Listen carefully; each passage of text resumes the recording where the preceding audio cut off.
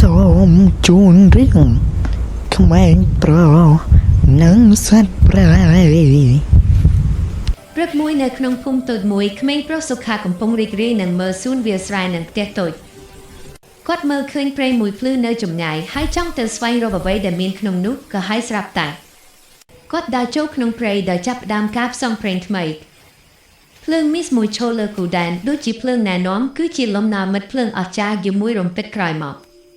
សត្វក្នុងព្រៃមួយបានបង្ហាញសុខាអំពីភាពត្រូវតាមចិត្តល្អនិងការគោរពធម្មជាតិគាត់ភ្លេចផ្លូវហើយមិនដឹងត្រូវទៅណាទៀតលំណាបានយកសុខាទៅតាមផ្លូវដែលសុវត្ថិភាពក្នុងព្រៃ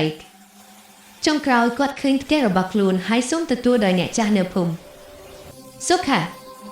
អរុនស៊ូស្ទេក្មេងប្រុសគាត់បានលេងជាមួយមិត្តថ្មីនិងស្វែងយល់ពីភាពសុបិនក្នុងធម្មជាតិ